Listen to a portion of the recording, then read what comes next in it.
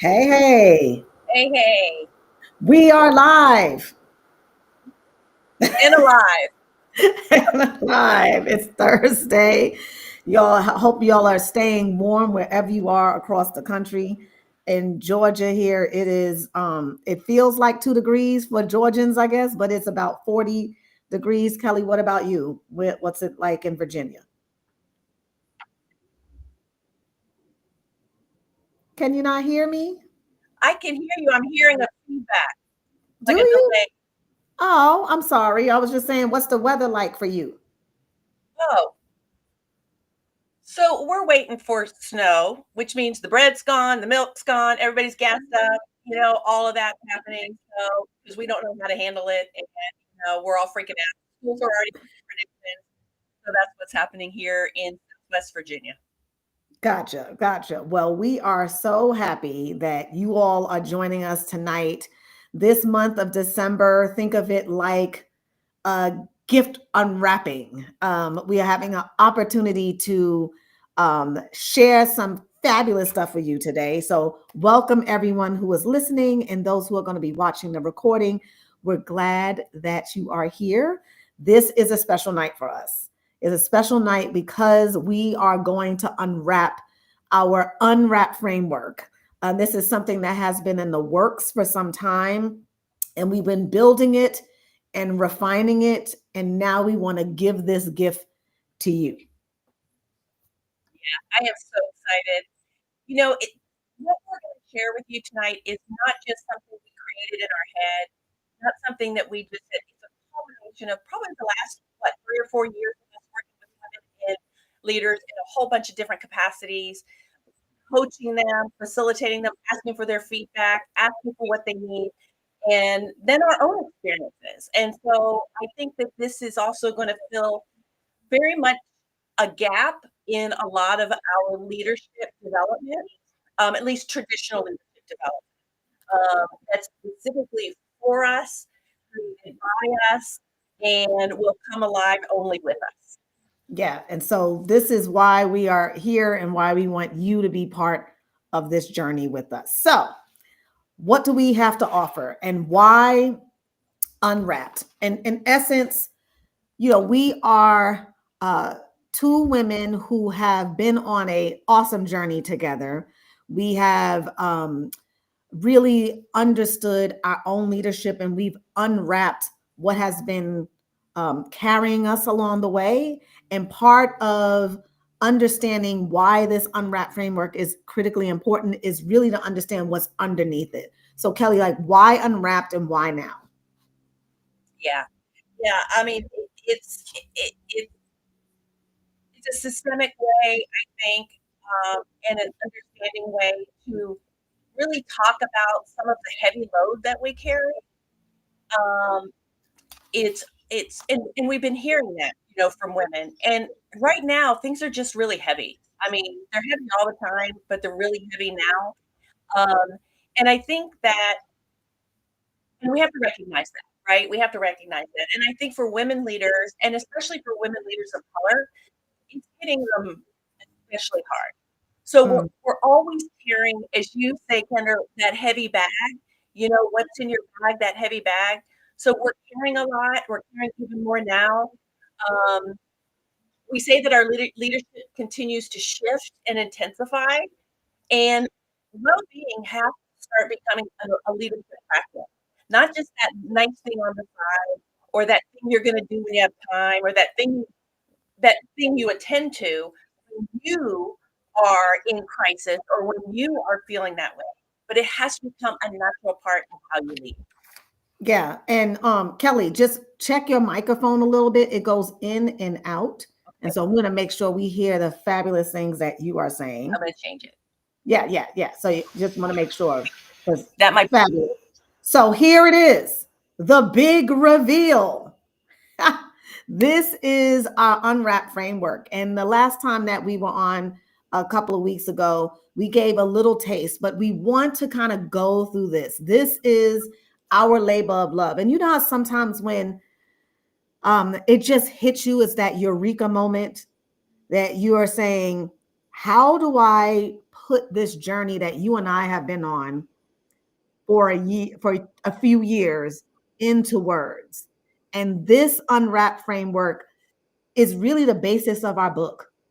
It is how we have been able to go through each and every part of our own journey to understand how we show up, where it comes from, and how we want to move in our brilliance and our greatness going forward.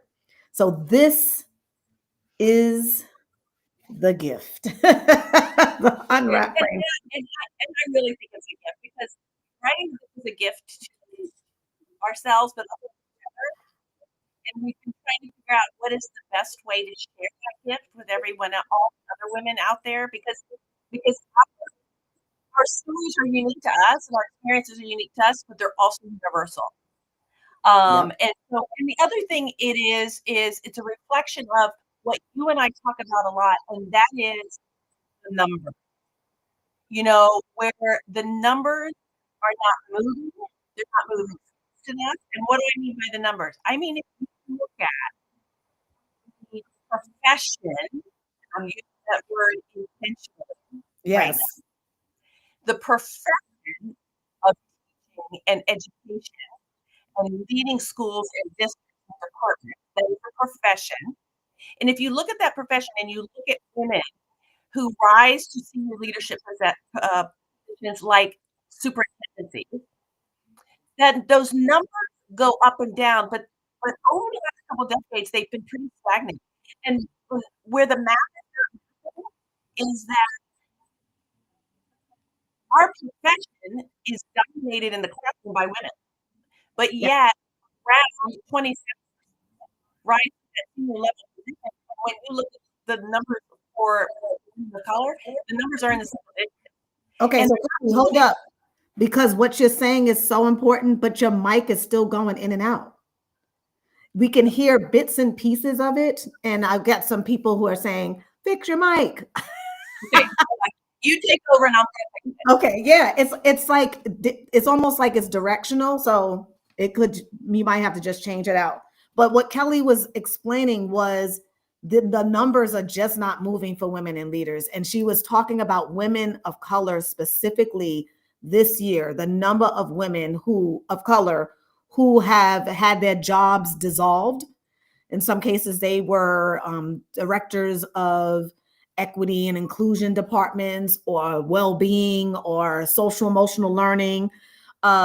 Those areas where for many for like many years, women have, especially Black women, have been the keepers of restoring the harm, through the isms. So those positions are no longer around.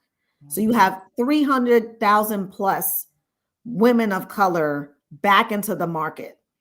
And we also are one of the most vulnerable groups of women in the profession. And to Kelly's point about the re-identification of profession now through the Department of Education, educators are no longer considered a profession. Nurses, not a profession. Social workers, excuse me, who dominates those particular professions? Women. So here we are creating a significant inequity, not only in pay, but in recognition and also with respect. And so we're battling even the idea of us showing up in a profession on top of an already tenuous position being a woman in leadership. Yeah, absolutely. And I We think can hear you. I think I fixed it, but you know how I fixed it? I just pushed things.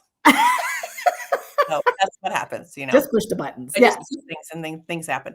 And I'm the data nerd between the two Yes. of us. And so to just make that point, we follow the amazing work of Dr. Rachel White at the University of Texas in Austin at the superintendent lab. And Mhm. she, has been digging into these numbers in a really robust way. And the numbers just they go up and down and up and down and up and down, but they remain pretty stagnant. And the numbers I'm talking about are the number of women that actually rise to senior positions in schools like superintendency or even senior level, like Yes. department heads.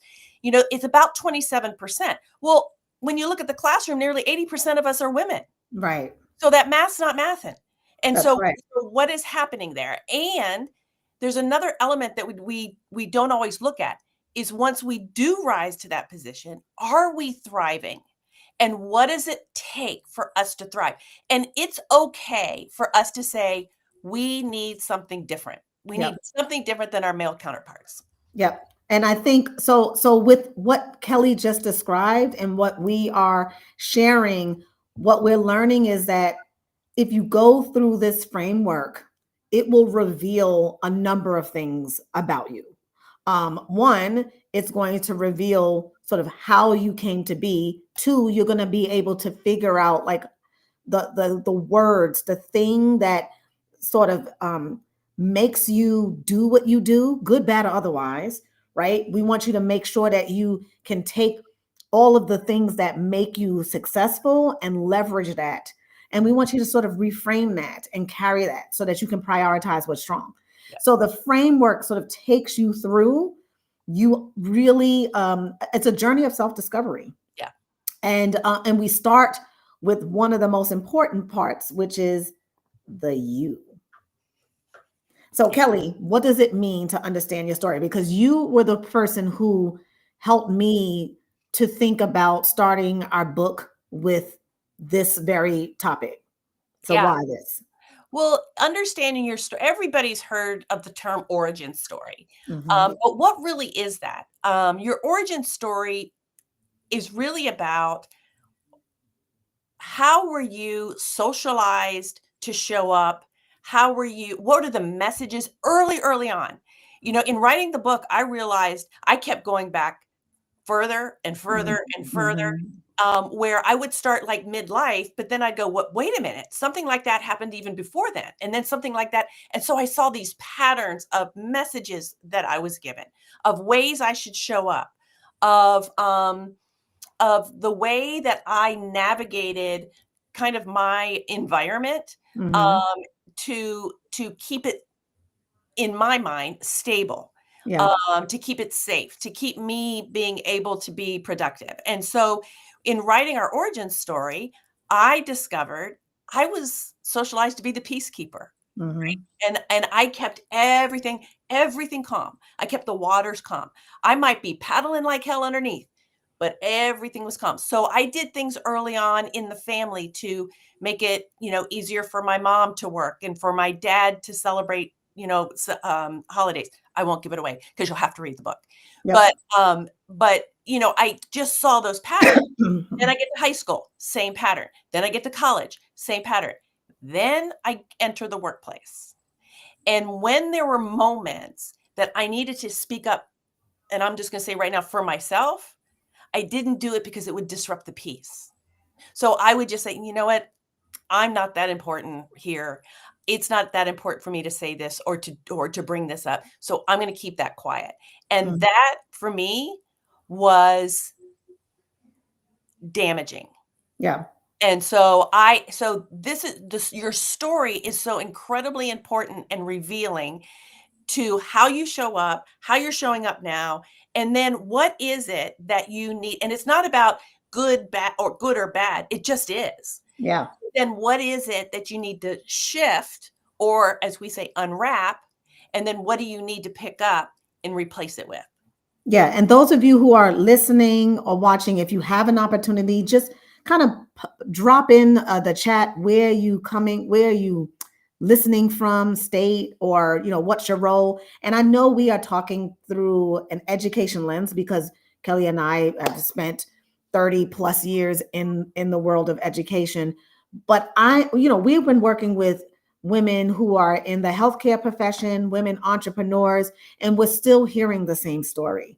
So Yep. this is not strictly for educators, even though we come with the education lens, but understanding your story is a powerful way to really understand um, how you're made, right? These beautiful stories written by Michelle Obama or by Viola Davis about becoming or finding me or finding us, right? There's something about discovering what it is that shaped you. And the first series or first session in the series start with your own beginning. And so there's going to be this opportunity for you to go back and trace your roots. And for me, as Kelly was describing hers, for me was all the women that I was surrounded by as a young girl. I shared that I knew my great great grandmother, Mm. right? I mean, I could see her now. So I see pictures of my great great grandmother. I see my great grandmother, my grandmother, my mom, me. I knew all of them, and I watched them move. And the things they said, the way they treated me, what I saw them do, shaped how I moved. And I say that that environment helped me have enough gumption to get through a very hard time in college where I felt like I was not being seen or heard. Mhm. Right. And so I had enough in the bucket to push me through. But what if I didn't? Mhm. And when that bucket was depleted, I had to figure out how to maneuver. And I just hustled for survival until I figured out like I don't need that anymore, right? But it took me examining that path. And so understanding your story is where we want you to start. So that's the first letter, that is you. And I see um someone is working in food and agriculture, which is dominated by white men. That sounds like Mama K. So anyone else who's out there, tell us where you from and what you are doing. So Kelly, what about the second one? So what's the And name of the thing? as we go through these, I want you to think about these as being integrated because Yep. they don't just stand alone. One builds on the next one. So once you understand your story and you understand what are how were you socialized? How were you raised or developed to show up in the world? What were the messages that what were the decisions? What were the crossroads Mhm. decisions? So once we understand that, then we move into really naming that thing. And what do we mean by that? I mean, what is that thing that clearly defines the challenges that you face today? So what is that thing that that how do I say this? So what is that thing that and I'll go to the quote that's helped. The gremlin's name is scarcity. It also goes by the imposter syndrome. So we Yep. start naming the thing. What is that thing that I need to put down? Mhm. And then what is that thing that I need to pick up because I don't know what it is yet? You Yep. haven't been given it. So we Mhm. have to explore what that is. It might be language. I need to learn how to say no. I need to learn how to speak up for myself. I need some language for that. I need to understand that um, for me as the peacekeeper, I'm talking through my experience as a peacekeeper. I Mhm. need to know that um, if I do speak up, it's okay to be both courageous and afraid at the same time. Yep. So Yep. name that thing you need. Once you know, now what is that thing that you need? Because again, it's not about fixing us. We don't need to be fixed. We Right. just need to be unwrapped and we need to name the thing that we need to unwrap.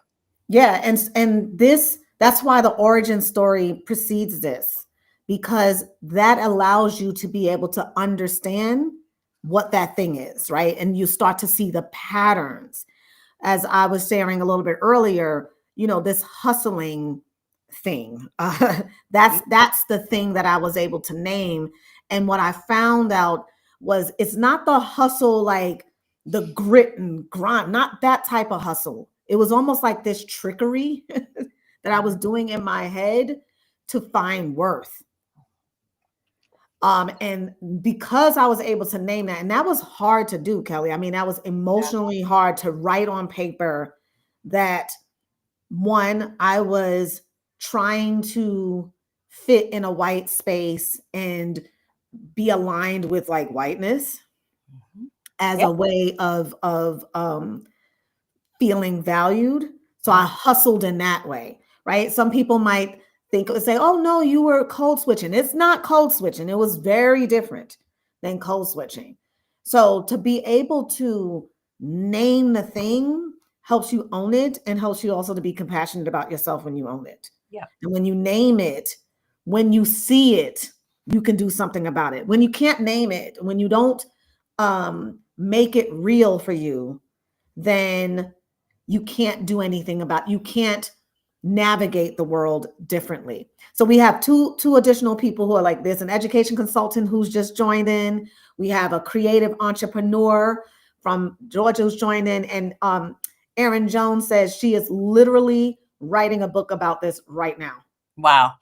That is incredible, right? So Awesome. just being able to name that thing. So I want y'all, if y'all are listening in, think about the two so far. The you understand your story and naming the thing. You Yeah. might already know it already. And one of the major parts of this element in the framework is that you can't ask for what you need if you Yeah, can't name the thing. that's right. Yeah. And we'll do some well-being work Mhm. in this particular session. It's one of our most sought after workshops. So we'll incorporate identifying, the elements of well-being in here so that you can really name the thing, because it could be a well-being piece. Oh, the third one. This is the W. Okay. First of all, Because I just want that back. That's goals right there. yeah. This woman is beautiful and she is strong. And yes, the W is work with your strengths. So you understand the story, you're naming the thing, and those things could be draining and those things could be triggering.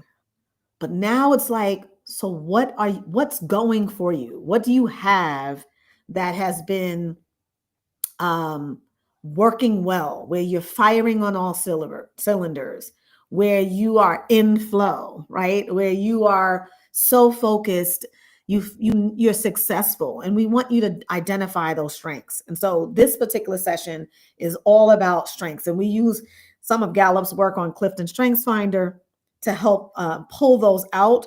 But it's like, what do you do with it? So now that you know what it is, how do you leverage it? And that's going to be what's unique about this particular session. Yeah, and I think the other part of this too. So again, Mm. they're all integrated. Yeah. We've identified how your story, how you're Yep. showing up, what you need to put down, what you need to pick up. You've named that thing, and then whatever that thing is unique to you, and Yeah. it's unique to you based on your strengths. Right. Because your strengths are unique, your story, however, we talk about that. Your strengths are unique to you. However, they are impacted by your experiences. They are impacted by your environment and the systems that you're in. And it's not just a matter of when you ask somebody, put yourself back in an interview, and when they say, "Okay, now tell us, what are your strengths?" Then we all pull something out. Well, I think I'm kind of good at this. No, we want you to be able to say, "This is what I do well. Mhm. This is how I show up. This is what I need to be in as many positions as possible to be able to do this, because this is really where I shine. This is where I can make impact." And Yep. you can name that, and you can give it a title. Because if you can't do that, Mm. then you are hustling for your worthiness. All the time. You You're are becoming a drained. hustler, or you become a chameleon. I'm Yeah. gonna take on Kendra's strengths because I like what she does. I'm gonna take on this person's strengths. I like what I'm gonna take on this. You're hustling for your worthiness instead of. We talk about authenticity all the time, Yes. but Yeah. unless we know our strengths, we don't know what authenticity really is. So Right. if we want to be authentic and really show up, the other thing it does is it helps you know what to manage. Yep. So I may not have strengths in certain areas, but I've got to learn how to manage that. So this is a big one, and it's Yeah. tied into the other two. Yeah. And for an example, put ourselves on it. Like, I'm really good at content creation. Yeah, and I'm not talking about like TikTok content. Like, I can design content, curriculum. I can see how a classroom or an audience can sort of be engaged. That I've always had that skill, even as a teenager, even in school myself, right? I've always had that, which made me a really great teacher, Mhm. because I just had this ability to take learning and make it exciting and engaging and accessible. And so I can get up early in the morning and I can write out a curriculum in a minute. Right? I could do a facilitation, bam, just like that. Kelly is like, Kendra, go do the You do stuff. your thing. I'm I gonna do my thing. That's my thing. Kelly is really good at taking the information and connected it to the data, right? That's her thing, and she's really good at synthesizing things. I think I'm good at that too, but I listen to her make these wonderful connections, and bring people, like, they really got like, yeah, like that is deep. Like she took it and went another level down. And so we know our strengths, and when we are together and we are doing our things, like, we can't stop. Mhm. God bless the people who ever want to interview us. We're just like, yeah, that's nice. We're just going to start talking. Yeah. Yeah. So, 5 questions to ask us, and we're still yeah, on question 1, and we've blown through all 5. that's right. That's right. So, you know when you are in your flow, when you are leveraging your strength. And right now, ladies, it is so important to know what that is, because that is what's going to give you energy to get through any of the challenges that you are going to be facing. Yeah. I'm not going to say that you may face, no, you will face or are continuing to face. Yep. Yeah. So here's the next one. Oh, I went too far.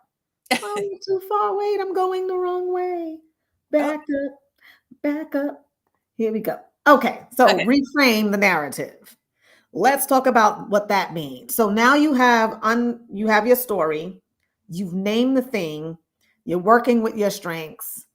Now you get to actually tell a brand new story, right? It's kind of like your brand new ending, Kelly, right? This is the opportunity for you to create a new path. I'll give you a really recent example.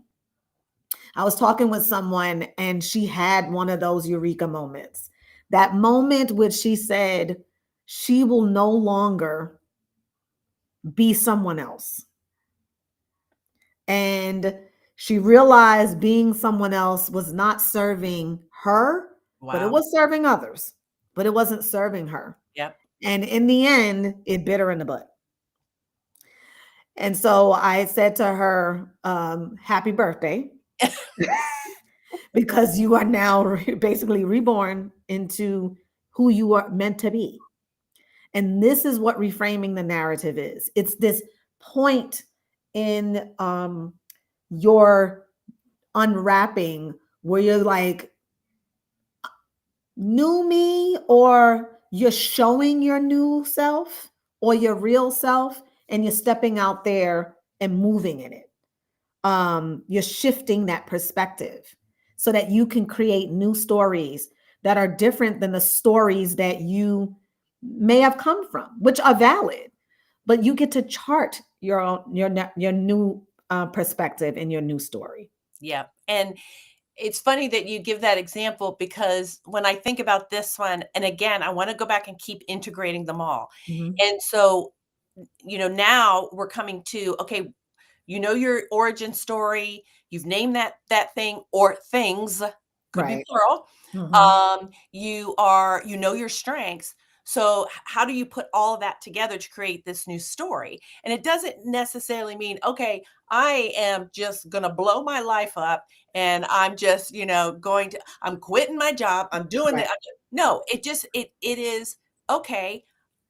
One of the things we like to say is, how do you take 10% of that and become a little bit braver? But the story that I always think about, and this is so clear in my head, is when I was coaching someone on her strengths. And I was looking at her top 5 strengths, and I said to her, I gave her the story behind all that. And I said, so your strengths are telling me this. And I went through it just like this. We shifted this perspective. She sat back and looked at me and just went, you don't know me,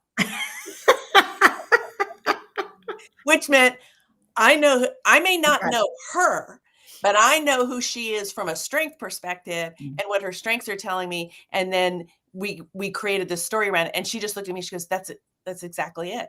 Yeah. So it took that off the page for her, those strengths off the page, Mhm. and applied it to something. And when we go, and this again may mean you need to pick up some new skill sets, because Yep. this is where boundary setting Yeah, absolutely. might come in, which is usually our second Mhm. or one of our top workshops that they ask us to do. And it's always, I find it is a study. That workshop is a study within itself. when we Yes. hear women talk about, but I can't say no, but I can't do this, but I can't, and not just at work, Right. friends, with partners, with family, with, I mean, I'll give one last anecdote, and I keep thinking about the woman who was having a hard time with telling a very good friend that she was going to travel with that she didn't want to share a room with her. Right. And she said, I don't know how to set that boundary because and this is all of us, because we are socialized to be human caregivers and to think about everybody else before we think about what we need. Mm. And I said, can you reframe that? Can you say that in a different way? And what we ended up with was telling her friend that I want to be the best traveling companion for you that I can be. And the way I can do that is to be able to have the evenings for myself to rest and to have some alone time so that that next morning I'm ready to go out with you, get Mhm. coffee, and hit the road again. So it's that reframing that narrative in a way that you can show up as your authentic self that you are identifying through this process. Yeah, I mean, I love that this will be a powerful workshop within itself, and Yeah. I'm getting so jazzed up about this whole series because it really is what we've been able to master. Okay, the next one is A, so we're getting close to the end of the unwrap. This is align to your purpose. Ooh, purpose, purpose, purpose, purpose, purpose. I mean, isn't this the big question, right? Why are we here? Why do we exist? What am I on this earth to do? This is the big eureka question as well, right? Um, so many of us are, I would say, majority of the time we are living to work. We're just living to work. At day to day, we're like, I gotta get to work. I gotta get to work, right? Well, I have to go to work. Not even gonna get to. Versus working to live. And the data around uh, people being happy at work or engaged at work is abysmal. Only 1/3 of American workers in this country, I mean, I guess that's redundant, but 1/3 of American workers are actually engaged at work. Yep. So that means 66% of the people at work don't want to be there or are doing it because they have to make a paycheck, but they're actually not doing what they love to do. Think about that. And for those who are watching and I mean, do you love what you do? Or how long was it that you were working in a place that you didn't love until you found it? What if you can find it sooner? And what's stopping you from doing what you love to do? A lot of it is our fear. Some of it is real. Some of it's perceived. Some of it is, there are sacrifices you have to make, and decisions you have to make about how you want to live within your purpose. But see, once you are in your purpose, you do everything possible to make it work, to stay within it, because the feeling of it is so real. It's so energizing. You don't want to, like, I'm totally in my purpose right now. Not that I wasn't before. I think I was, I was in the purpose pool. Yeah. And I was swimming all different ways, but I wasn't doing any like, I was just there. I had no direction really of where I wanted to go. So Yeah. now that I see it, someone says he's been there. Now that I see it, and I'll never go back outside of my purpose because it's so clear about what I was meant to do. And there's something liberating about that because then you reduce the risk and the fear of trying something on. I mean, this whole idea of being in business with you, Kelly, it's a big risk, right? I mean, entrepreneurship, I know we have someone here in entrepreneurship, education consulting, you're betting on yourself. But when you love it, you're going to put heart and soul into it. Yeah. Yeah. And let me wrap a little science and data around this one. Here she goes. So one of the data sets that we use is the data from Gallup on well-being. And there's 5 elements of well-being they've identified. But one of the kind of umbrella element that impacts the other 4 is purpose well-being. Mhm. And what they mean by purpose is how do you spend most of your time? What do you get to do? Do you love what everything Kendra said? Do you love what you do? And then are you engaged in it when you're there? And so part of that is loving, and I want to pull that word out because in data, in research, if someone says I love what I do versus I like what I do, there is a statistically significant difference in those two in how they show up at work. So if you have, let's say you have a custodian or part of a cleaning crew in a building who says, I love my job, that building is going to look different when you come in the morning than those who say, I like my job. Mhm. They notice things that they otherwise wouldn't notice. They make sure that it's done in a safe way. And I say this because Gallup studied great cleaning crews. And, Mhm. I remember when they told us about hotel workers, they said they get it. This is not me, but some of them get a kick out of vacuuming the room and walking backwards out of the room and looking across the carpet and not seeing any footprints on the carpet. I mean, that is a different kind of engagement. And that comes from, yes, it comes from culture. Yes, it comes from systems. Yes, it comes from your employer, your manager, directly related to your engagement. But it also starts with, do I love what I do? And Yeah. if you love what you do. So how do we bring you back to your purpose if you've lost that purpose? And Mm. then tying those other elements together, your story, naming that thing, your strengths, reframing the narrative. Now we're going to apply that to what do you want to do? And are you doing what you really, really love? Yeah. And then the last kicker behind that is now you prioritize what's strong. Now you bring it all home, right? Everything that you've been on this journey to uncover, to unwrap about who you are, how you've shown up, what is the thing that you've been carrying, what do you want to put down, what do you want to lift back up?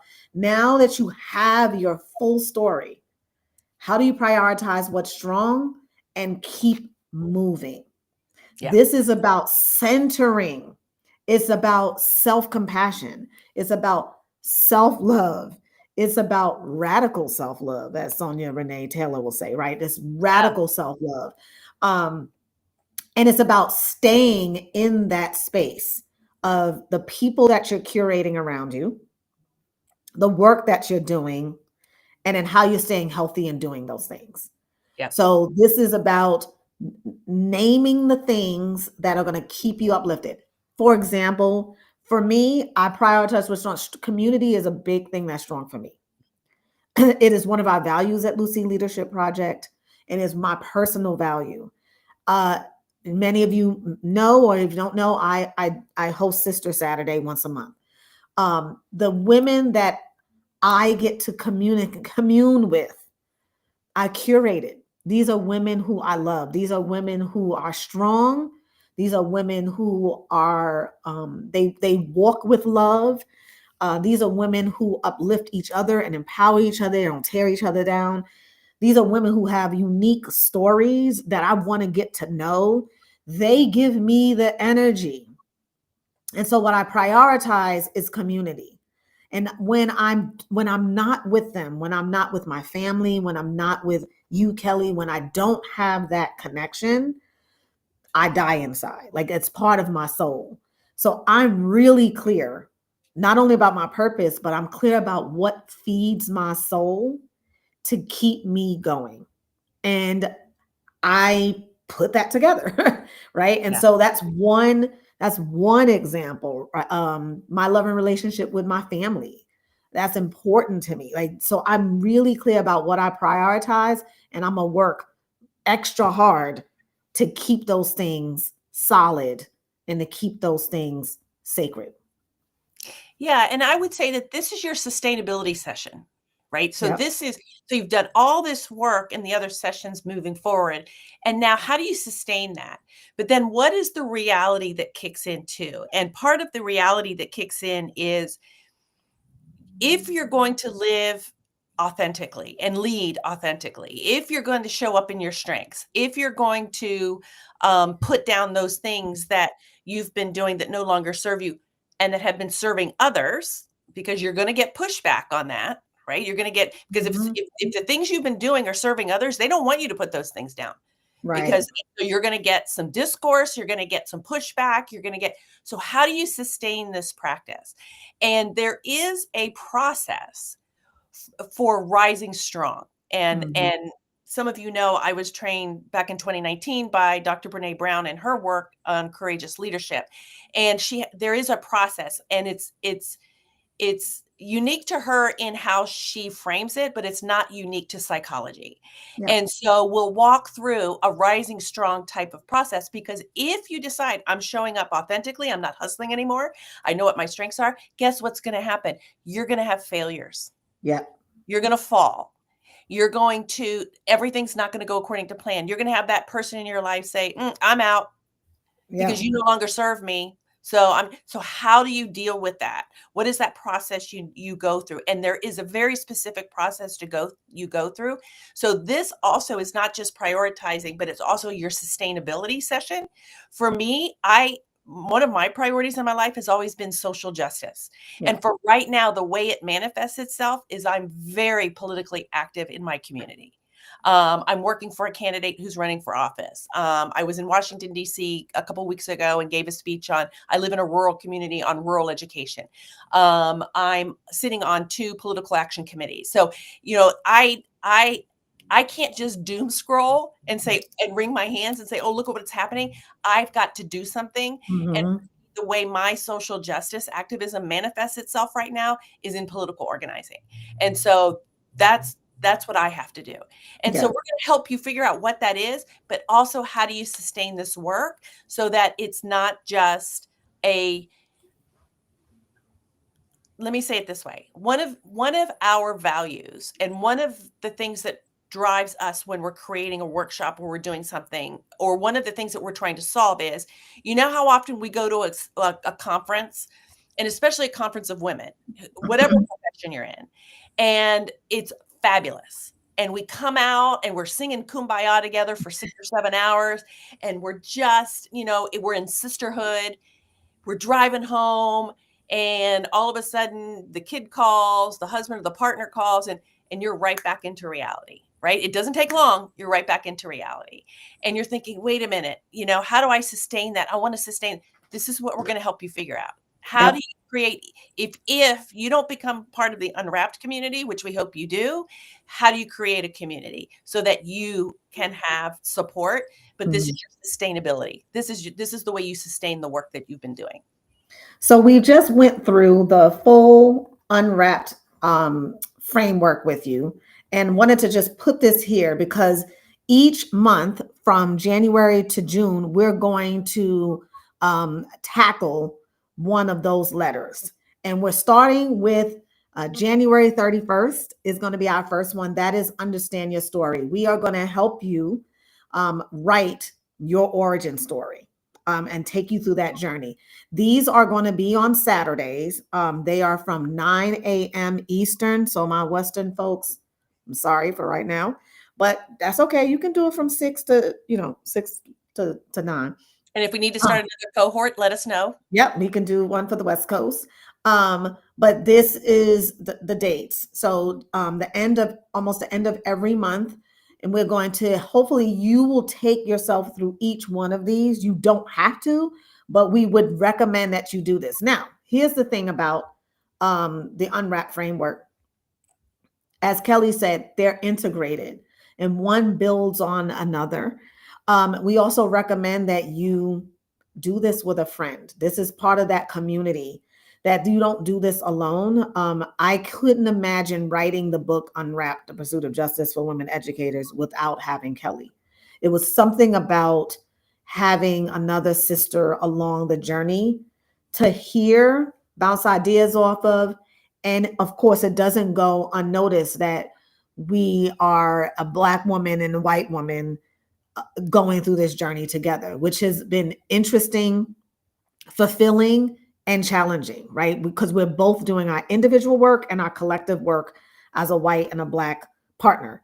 So this, I really would recommend, I highly recommend that you take this journey with someone who you can have these conversations in between sessions with to help you with that sustainability at the end.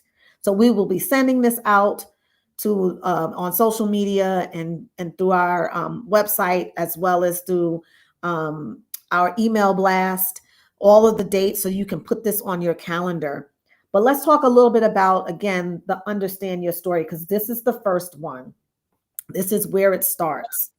And so, again, the opportunity for you to understand how your experiences have shaped you and how that leads you to more clarity around your authenticity and purpose. Again, for me, the hustler, the hustler for my worth. And again, I don't know if I would have been able to put those words together if I did not go through this process. And we'll take you through a journey for that one. Kelly, anything you want to share? Well, Okay. the thing that comes to mind is in the work that I just mentioned, my political organizing work. One of the things that we know that works is I can talk policy all day long, and I can talk about, again, I'm going to say I'm in a rural community. I can talk about what the farmers need. I can talk about healthcare. I can talk about, but if I can tell a story of what's happening in schools here in rural Virginia, if I can tell a story about what is happening with losing, Medicaid, if I can tell a story, it builds that connection and understanding better than if I talk policy. The stories engage more of the brain and the data. I mean, Yep. I remember writing our book, and I was one who would hold back because Kendra is also a natural storyteller, and I would hold back, and she'd read my story and go, "Nope, I need to know more about that." I go, "Oh, okay, I got to go back and explore more of that." And then the next week we come back together. Nope, now I want to know more about that. And so it engages my brain, or our brains, and with in so many different ways. Yeah. And sharing personal stories fosters belonging and well-being. It drives connection in telling your story. And that connection is not just with each other, but that Yeah. connection is with how you may be saying, I am struggling with something right now, but I don't know what it is. Or Mm-hmm. there's something that's not working for me right now, but I still don't know what it is. I've been told that many times in coaching sessions. I don't know what it is. And when you start talking about your story, you get this aha. That's what I Yep. got. Now I know why I didn't speak up for myself when I needed to in my last job, and now formal job. And now I know why I didn't do this. This aha came in. Now I have something to work with. Now I've got data. Now my brain's connected. Now I have trust and connection. And so this is why story is so important. And the research is really clear about that. I mean, there's a lot of research on storytelling and how powerful storytelling is. Yeah, and so to take a little bit of a page out of the Kelly Horner research brain, there's a Harvard, I think he's a Harvard professor, Marshall Gantz. This is he has studied community organizing, Yep. and one of the elements of community organizing is this idea of storytelling. He calls it the public narrative. And we've used that framework for other things, and I've used it in other work that I've done in other school districts. And that public narrative framework starts with the story of self. It is really how communities are able to tell their stories, the individuals within a community, because that's the powerful lever that's used in order for communities to organize themselves for a collective story. And so again, even in that framework around community organizing, you start with the story of self. So you always start with who you are, the individual, before you get to the collective. Yeah. So, with that said, the first session is on Saturday, January 31st. Not that the scrolling on the bottom of the ticker has not been a clue for you the entire 45 minutes we've been talking. But this is the experience. And I think one of the things that is great about this is we want a cohort of 20 women, right? We don't want it to be a large cohort, but a cohort of at least 20 women, maybe 25 women. The cost is part of our December gift to you all for $149 right now. And that is going to last up until the end of this year before the cost goes up. So it's $149 for each session, but this is specifically for the first session, January 31st. And we want to be able to have this opportunity to help you start your unwrapped journey. Yeah. To kick it off. January is usually a time when people have resolutions and things of that nature, right? You're looking for the future. What a way to sort of go back to your past to figure out how you want to move forward in your future. A little hint to Back to the Future there. So you'll see the link there, the scan, but I also have another QR code to put up for any of you who are interested. You can, right next to my beautiful head, you can scan that with your phone. I'll also be able to drop the link inside the chat in just a few moments. But Kelly, what are women going to expect to experience on this day? Well, one, you're going to experience community. If you're not in community, if you don't have your own community right now, come and join us. You're getting both of us. Yep. I mean, that's a gift. I just want to say, hey, you're getting both of us.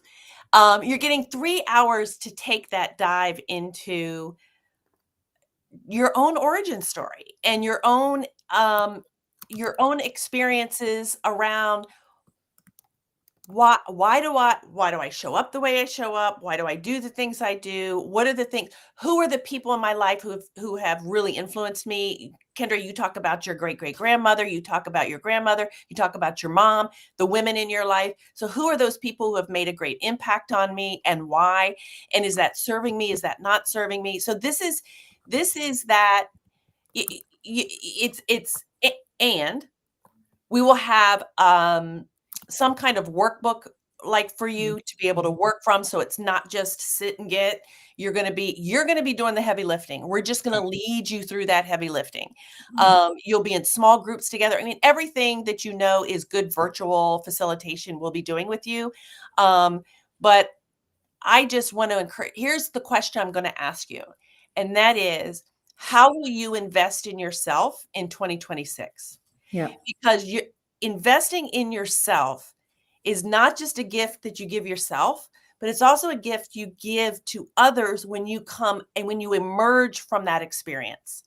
Because we hope that you will emerge maybe a little enlightened, maybe a little lighter, maybe understanding a few things, maybe asking more questions.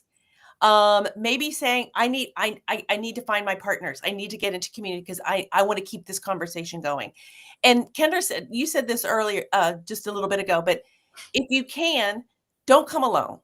Right. Bring someone with you. If you work with a group of women in any profession, by the way, Kendra and I talk through an education lens because I'm 40 plus years in education. That's our experience, but this will not be focused on education. This is going to be focused on women and women's leadership. And we define leadership broadly. You're all leaders. And so come and bring, one to start creating your community. This is your opportunity to do that. But it's the first in that series of being able to unwrap what it is you need to unwrap and to be able to just live more fully and authentically, put down the hustler and thrive. Yeah. Yeah. I think about this session being in January, and being on like a Saturday morning. And in my mind, I picture showing up in that cozy, comfy pajamas or whatever you need to show up in, with your whatever your cup and your paper and your pen, and just just be yourself. Like we don't care if your hair is did. We don't care. Like we want you to be in that space We just want you. to just be able to exhale and to go into this space of asking yourself, why do I do what I do? Mhm. How did I wind up here? And I look back over periods of my life, and I'm like, sometimes when you're in the storm, you just don't see why that event happened. That event happened in order for you to go in that particular path. A former co-worker had said to me, what you're doing right now is a result of something you put in motion 5 years ago. Mhm. I'm like, huh. So I thought about 2025, and I said, 5 years ago, it was 2020. This time 5 years ago, you and I, Kelly, began our deep and rich conversation about leadership, about racism, about misogyny. We started having those conversations. We made the decision then to write a book. So, I mean, for those of you who are listening, go back what did you put in motion 5 years ago? Or what set you in motion to what might be happening in your life today? It could be you got married. It could be you have children. It could be you lost someone. It could be, that decision led to that. I don't want to call it a failure, but that valley for right now that you're about to jump out of. Mhm. It could be that you're on this upward trajectory, whatever it is. So think of January as another pit stop, is what you're going to set in motion for the next 5 years, which, good gracious, will be 2030. No, won't. Uh-uh. What the heck is 2030? It's not. Holy smokes, 2030. No. So I just had to say it out loud, like, wait a minute. So what we're going to put in motion in January, both for you and I, Kelly, it's like we would have been in this for 10 years. Nuh-uh. I mean, part of me says, and part of me says, can we get there faster? Girl, I know Girl, that part. girl. That part too. So think of January as like we're setting us in motion. So we want you to be there. We are honored that you have been on the journey with Kelly and I as we've been trying to figure this out. We just love the imperfect perfectness of this. Oh yeah, if you think this is going to be super, listen. Kendra can write some content, but if you think she and I are going to be polished, I'll be in my jammies. I'll have, That's just right. come as you are. We just want you, just come as you are. That's right. So look for additional posts and communication from us, just to get you energized, but also as a reminder, and we'll continue to push some things out.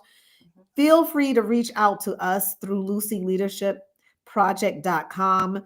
Our contact information is in there. You can reach out to us for any questions that you have. You can also email us at LucyLeadershipProject@gmail.com. Yeah, and do not hesitate to email us if you have questions or anything. Yeah. Or if you have a group that you say, what can we do? Let's talk.